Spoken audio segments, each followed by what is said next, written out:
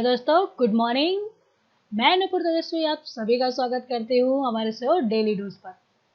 आज हम 2 मई के करंट अफेयर्स पर डिस्कस करेंगे और अगर आपको हमारा पीडीएफ चाहिए तो आप हमारे टेलीग्राम चैनल डेली डोज को ज्वाइन कर सकते हैं, जिसका लिंक हमारे डिस्क्रिप्शन बॉक्स पर दिया गया है। ठीक है दोस्तों, तो चलिए शुरू करते हैं 2 मई के करंट अफेयर्स को। सबसे पहले हम इम्पोर्टेंस डे के बारे में रिवाइज करेंगे। इम्पोर्टेंस डे के बारे में जान लेते हैं।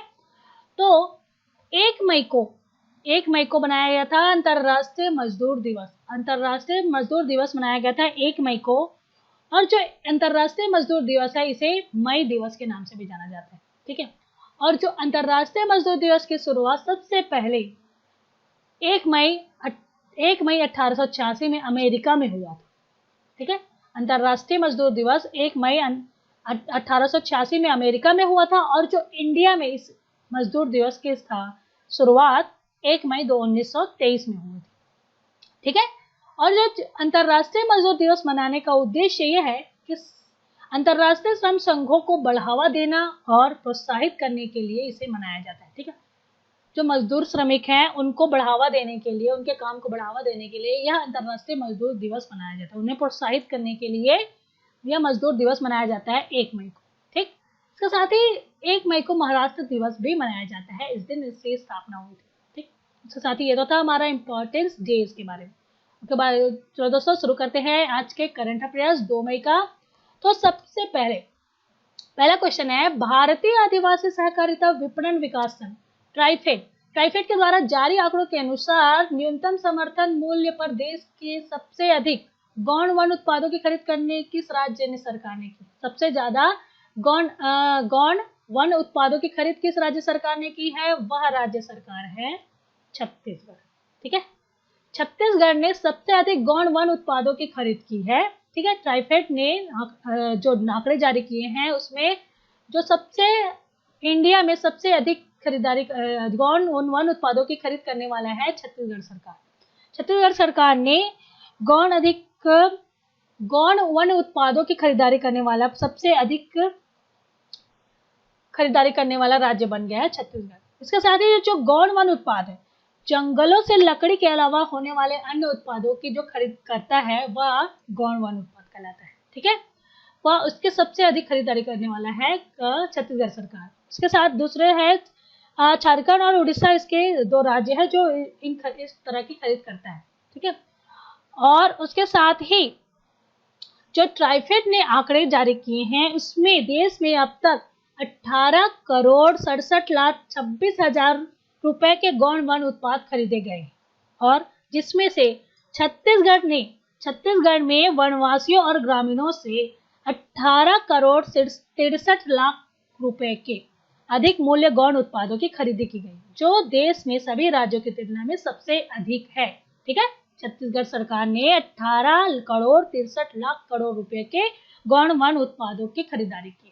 ठीक है, देश का सबसे ज्यादा खरीदारी करने वाला राज्य बन गया। ओके, इसके साथ ही छत्तीसगढ़ सरकार ने हाल ही में 18,52,000 लोगों को मनरेगा के माध्यम से रोजगार दिलाने का भी पहले स्थान प्राप्त किया है। ठीक है, छत्तीसगढ़ सरकार ने मनरेगा के तहत, मनरेगा मतलब महात्मा गांधी राष्ट्रीय ग्रामीण रोजगार गारंटी योजना के तहत 18,52,000 लोगों को रोजगार दिलाने का काम किया, जिसमें उन्होंने इंडिया में पहला स्थान प्राप्त किया है। ठीक है, उसके साथ ही छत्तीसगढ़ सरकार ने हाल ही में कोरोना वायरस के चलते लॉकडाउन की स्थिति में बच्चों की पढ़ाई को लेकर शिक्षा के क्षेत्र में एक ऑनलाइन ऐप लॉन्च किया, जिसका नाम है पढ़ाई तुहर द्वार। ठीक है, यह ऑनलाइन ऐप के माध्यम से बच्चे अपनी पढ़ाई पूरी कर सकते हैं, उनके ऑनलाइन के थ्रू अपनी पढ़ाई कर सकते हैं। पढ़ाई तुहर द्वार यह ऐप लॉन्च किया, और साथ ही लॉकडाउन की स्थिति में फलों और सब्जियों की होम डिलीवरी के लिए उन्होंने सेजी हाट नाम के एक ऐप लॉन्च किया। फलों और सब्जियों की होम डिलीवरी के लिए छत्तीसगढ़ सरकार ने सेजी हाट नाम का भी ऐप लॉन्च किया था। ठीक है, ये तो था छत्तीसगढ़ सरकार के बारे में। उन्होंने जो ऐप लॉन्च किया शिक्षा के लिए पढ़ाई तुहर द्वार, और फलों और सब्जियों के होम डिलीवरी के लिए सेजी हाट नाम का ऐप लॉन्च किया। और छत्तीसगढ़ की राजधानी रायपुर है। स्थापना 1 नवंबर 2000 में हुई थी, और इसके राज्यपाल है अनसुईया उइके और मुख्यमंत्री जी हैं भूपेश बघेल जी। ठीक है, तो ये तो था छत्तीसगढ़ सरकार।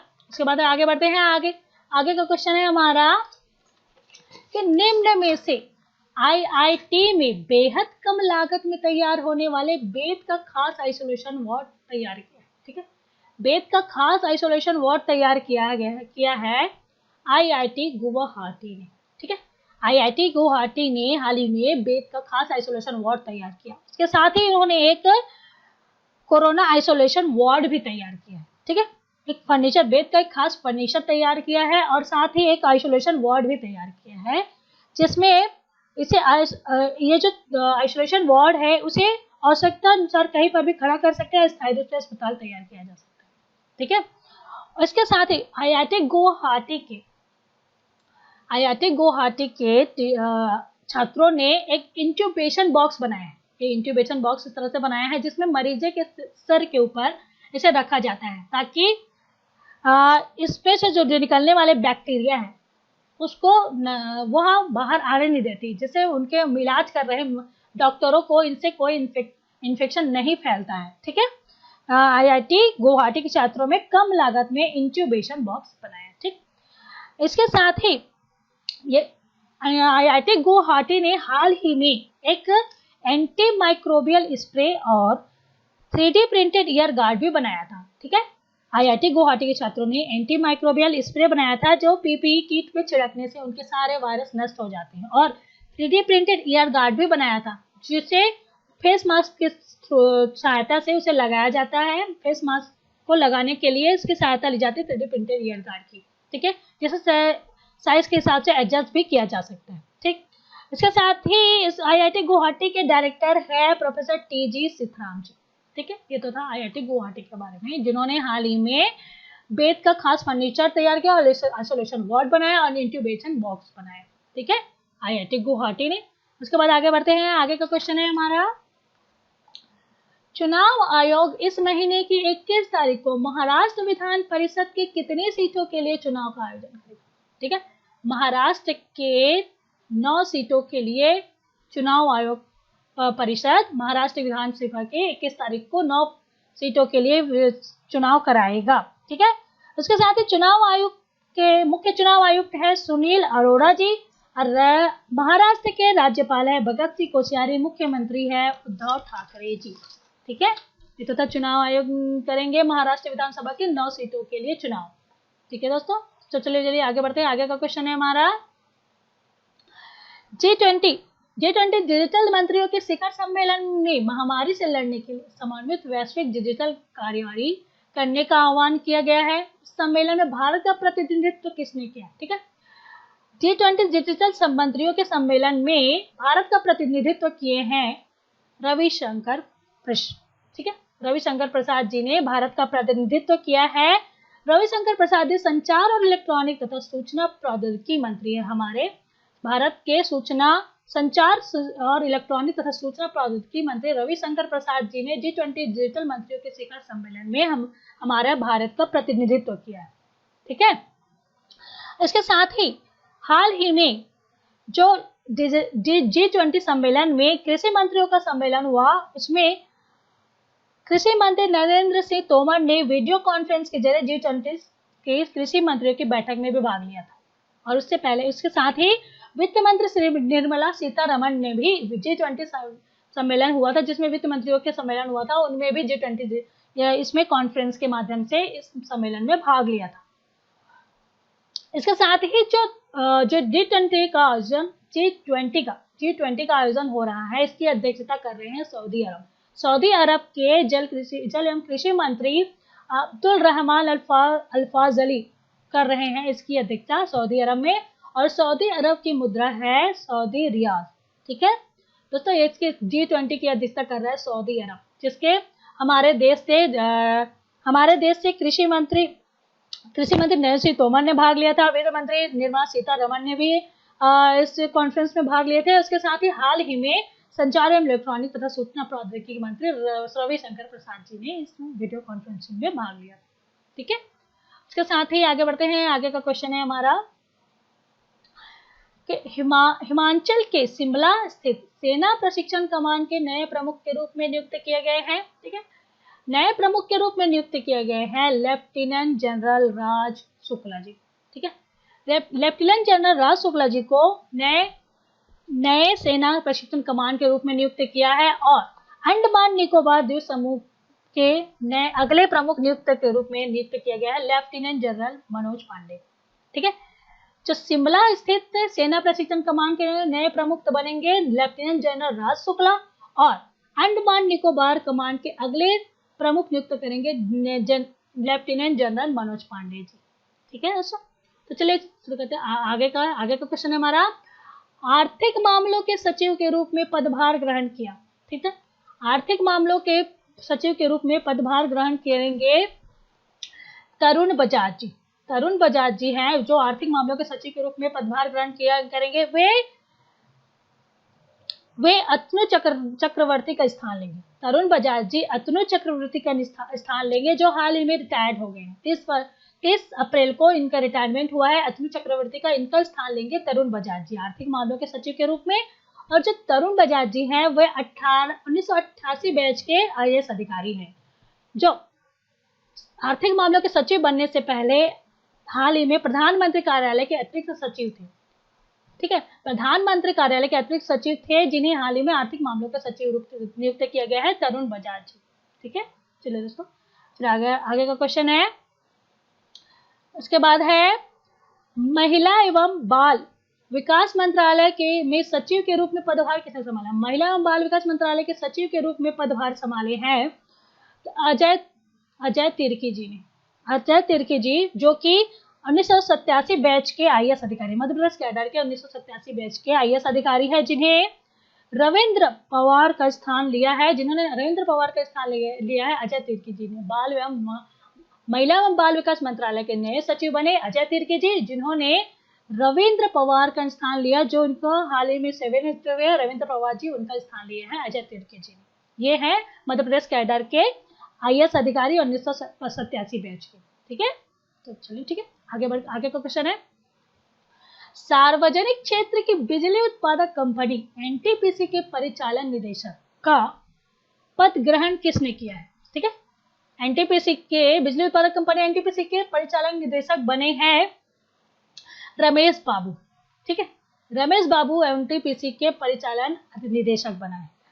इसके साथ ही जो NTPC है national thermal power corporate limited, इनके नए निदेशक बने हैं रमेश बाबू जी। और ये जो NTPC है भारत का सबसे बड़ा बिजली उत्पादक है जिसका मुख्यालय नई दिल्ली में है। उसके चेयरमैन है गुरदीप सिंह जी। ठीक है, हाल ही में NTPC ने एक हाइड्रोजन फ्यूल सेल से चलने वाली 10 बसें और 10 कारों का प्रयोजन लॉन्च किया था। इसमें जो लेह और दिल्ली में चलेंगी, इसका उद्देश्य ये था कि NTPC ने इसे परियोजना का लॉन्च इसलिए किया था क्योंकि हाइड्रोजन से चलने वाली जो बसें हैं उनसे कार्बन उत्सर्जन कम होगा और जिससे प्रदूषण भारी मात्रा में कम होगी और डीजल पेट्रोल की लागत कम किया जाएगा इसके माध्यम से। इसलिए इन्होंने NTPC ने इस हाइड्रोजन फ्यूल्स की परियोजना पर लॉन्च किया था। ठीक है, NTPC ने उसके साथ ही national thermal power corporate limited के हाल ही में परिचालन निदेशक बने हैं रमेश बाबू। ठीक है, तो था NTPC के बारे में। चलिए ठीक है आगे बढ़ते हैं। आगे का क्वेश्चन है हमारा, गूगल पे इंडिया का नया सलाहकार किसे नियुक्त किया? गूगल पे इंडिया के नई सलाहकार के रूप में नियुक्त हुई है शिखा शर्मा। ठीक है, जो शिखा शर्मा है उससे पूर्व गूगल पे इंडिया के नए सलाहकार के रूप में शिखा शर्मा को नियुक्त किया गया। इससे पहले वे एक्सिस बैंक की पूर्व CEO रही है एक्सिस बैंक के शिखा शर्मा, जिन्हें हाल ही में गूगल पे इंडिया का नए सलाहकार के रूप में नियुक्त किया गया, जो गूगल पे में भारत में UPI पेमेंट में अपनाने की अग्रणी रहा।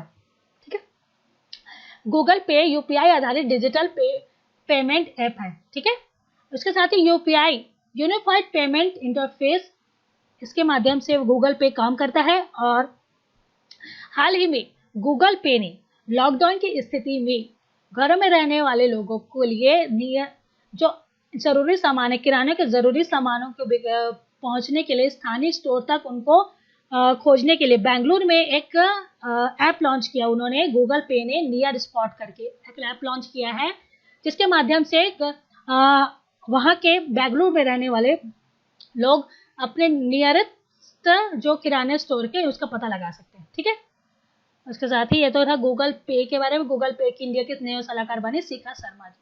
ठीक है, उसके बाद आगे का क्वेश्चन है हमारा, सूक्ष्म लघु एवं मध्यम मंत्रालय के सचिव के पद किसने संभाला है? सूक्ष्म एवं लघु मंत्रालय का पद संभाला है अरविंद कुमार शर्मा जी ने। सूक्ष्म लघु एवं मध्यम मंत्रालय के सचिव के रूप में पद संभाला है अरविंद कुमार शर्मा। ठीक है, अरविंद कुमार शर्मा जी ने सूक्ष्म लघु एवं मध्यम मंत्रालय के सचिव के रूप में पद संभाला है। इसके साथ ही आगे का क्वेश्चन है, किस देश की सरकार ने मणिपुर के चिकित्सक थांगजोम धबाली सिंह को ऑर्डर ऑफ राइजिंग सन सम्मान प्रदान करने की घोषणा की? ठीक है, वह देश है जापान। जापान ने हाल ही में चिकित्सक मणिपुर के डॉक्टर है थांगजोम धबाली को ऑर्डर ऑफ राइजिंग सन सम्मान से प्रदान किया। ठीक है, इसके साथ ही जो जापान की राजधानी है टोक्यो करेंसी जापानी येन और उनके पीएम है शिंजो अबे जी। ठीक, आगे बढ़ते, आगे का क्वेश्चन है, सड़क परिवहन एवं राजमार्ग मंत्रालय ने सचिव के रूप में पदभार किसने संभाला?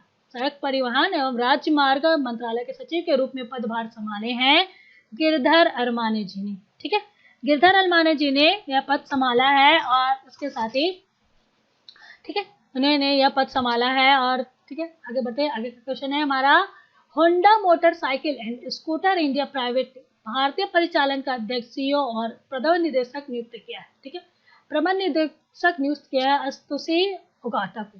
ठीक है, प्रबंध निदेशक Honda motorcycle and scooter India private limited के प्रबंध निदेशक सीईओ के रूप में नियुक्त किया गया है अस्तुषी उगाटा को, और साथ ही वरिष्ठ निदेशक बने हैं वी श्रीधर जी को वरिष्ठ निदेशक बनाया गया है Honda motorcycle scooter India private limited. ठीक है, इंडिया के। और इसके साथ ही बैंकिंग के बारे में क्वेश्चन है,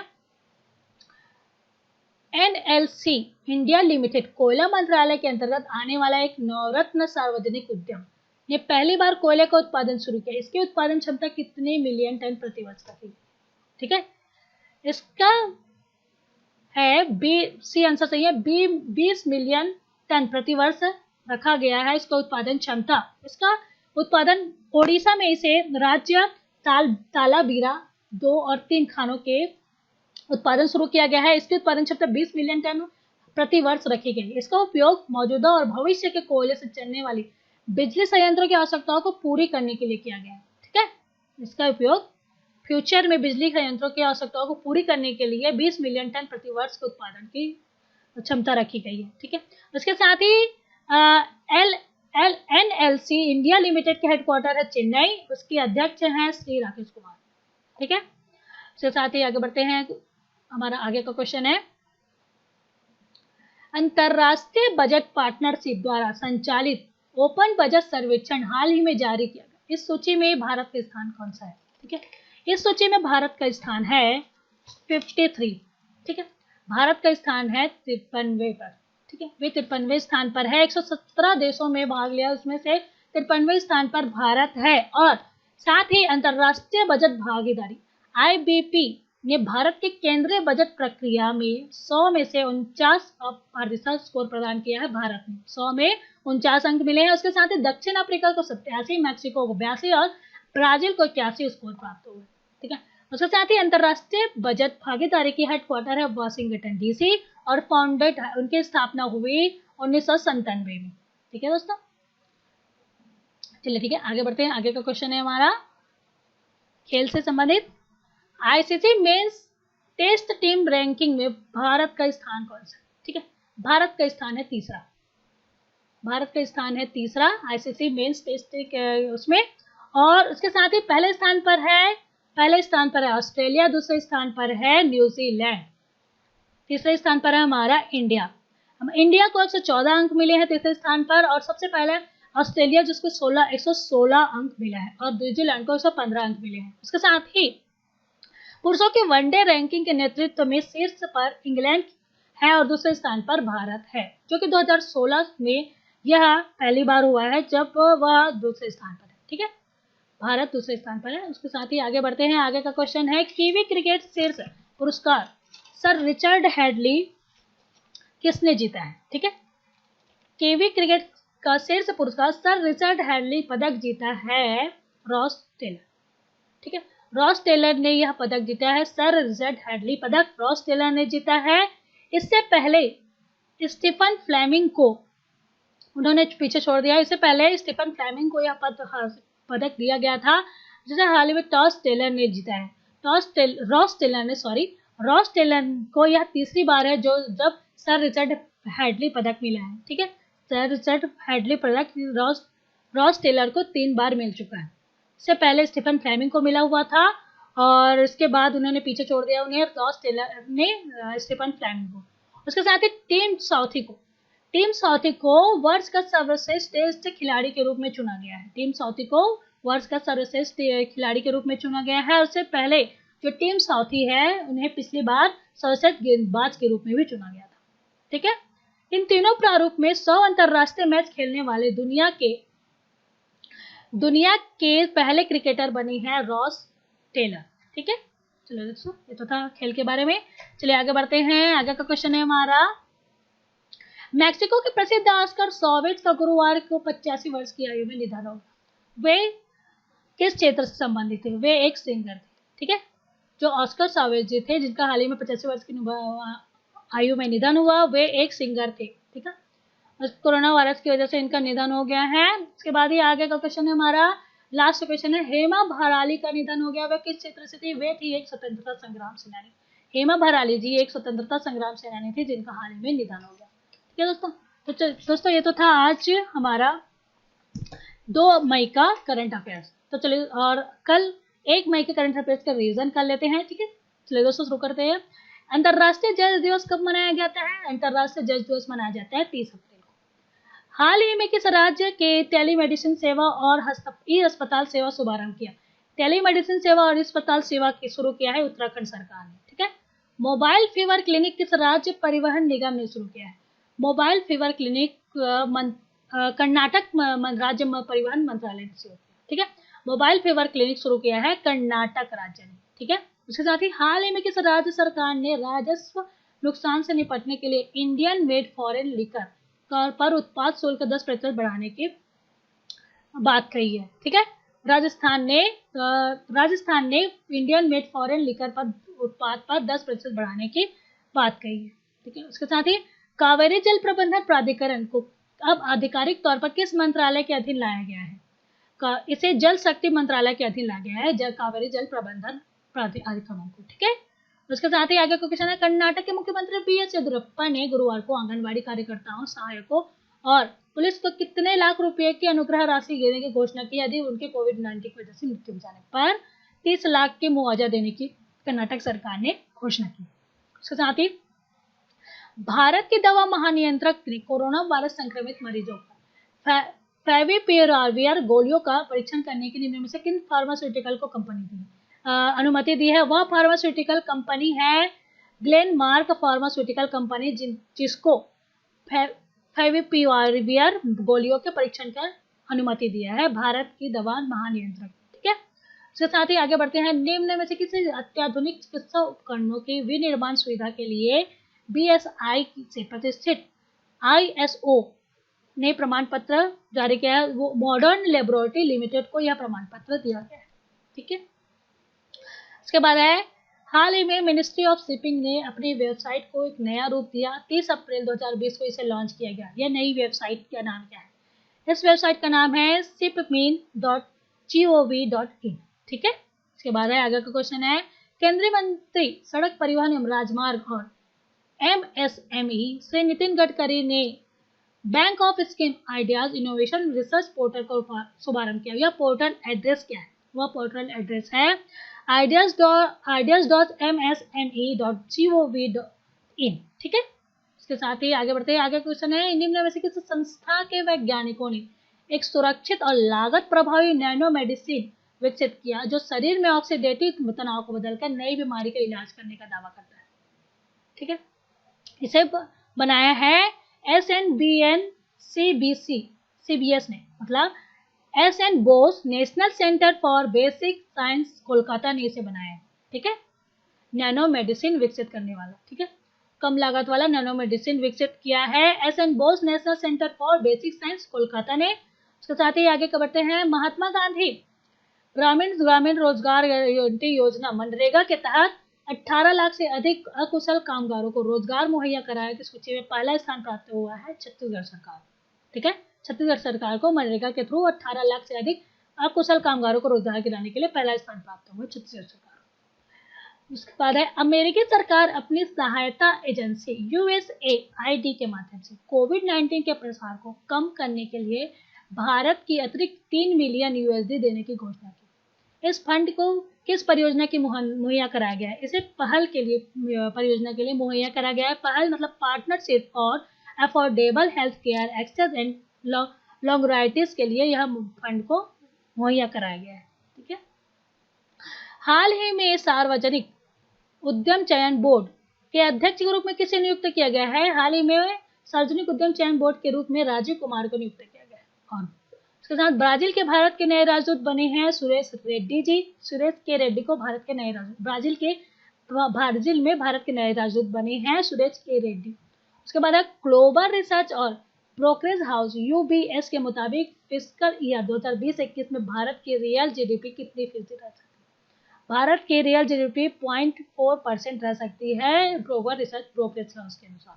ठीक है, उसके बाद फुटबॉल क्लब गोवा ने इंडियन सुपर लीग में 2020-21 के सीजन के लिए किसे अपना मुख्य सचिव नियुक्त किया है? उन्होंने फुटबॉल क्लब गोवा इंडिया के नए मुख्य कोच के रूप में नियुक्त हुए हैं स्पेनार्ड जुआन फेरेंडो। ठीक है, स्पेनार्ड जुआन फेरेंडो को फुटबॉल क्लब गोवा के इंडियन सुपर लीग के मुख्य कोच के रूप में नियुक्त किया गया है। इसके साथ ही ऑस्ट्रेलिया के एक टीवी चैनल ने दुनिया के सबसे खराब बल्लेबाजों की एक टीम तैयार की। इस टीम में 2 भारतीय खिलाड़ी भी शामिल हुए। उनका नाम क्या है? उनका नाम है जसप्रीत बुमराह और अजीत अगरकर जी। ऑस्ट्रेलिया के टीवी चैनल ने खराब बल्लेबाजों की टीम तैयार की जिसमें भारतीय खिलाड़ी है, 2 भारतीय खिलाड़ी है, जसप्रीत बुमराह और अजीत अगरकर जी को इसमें शामिल किया। ठीक है, इसके साथ ही आगे का क्वेश्चन है निम्न में से किस भारतीय टेनिस स्टार को प्रिस्का मैडलिन गुनगोरसो के साथ फेड कप हार्ट अवार्ड के लिए नॉमिनेट किया है? ठीक है, फेड कप हार्ट अवार्ड के लिए नॉमिनेट किया गया है इंडिया की सानिया मिर्जा को, जो पहली भारतीय खिलाड़ी है। इनको इसके लिए फेड कप हार्ट के अवार्ड के लिए नॉमिनेट किया गया है। ठीक है, इसके साथ ही ऋषि कपूर जी का मुंबई के एक अस्पताल में 67 वर्ष की आयु में निधन हो गया। वह किस क्षेत्र से संबंधित थे? ऋषि कपूर जी एक अभिनेता थे जिनका हाल ही में मुंबई के अस्पताल में 67 वर्ष की आयु में निधन हो गया। ठीक है, दोस्तों लास्ट क्वेश्चन है हमारा बंगाल के बंग विभूषण से सम्मानित सुबिमल गोस्वामी जी का 82 वर्ष की आयु में निधन हो गया। वह किस सेल से संबंधित थी? ठीक है, बंगाल के बंग विभूषण से सम्मानित सुबिमल गोस्वामी जी एक फुटबॉल खेल से संबंधित थी जिनका 82 वर्ष की आयु में हाल ही में निधन हो गया। तो दोस्तों ये तो था आज का हमारा 2 मई के करंट अफेयर्स और 1 मई का हमने रिवीजन किया और 2 मई के करंट अफेयर्स पर हमने डिस्कस किया था। तो दोस्तों आज का करंट अफेयर्स कैसा लगा उसके बारे में कमेंट्स करके बताइए। प्लीज़ लाइक कीजिए और सब्सक्राइब करना ना भूलें। ठीक है, अपने दोस्तों को ज़्यादा से ज़्यादा शेयर कीजिए। ठीक है, okay, thank you, good day, bye.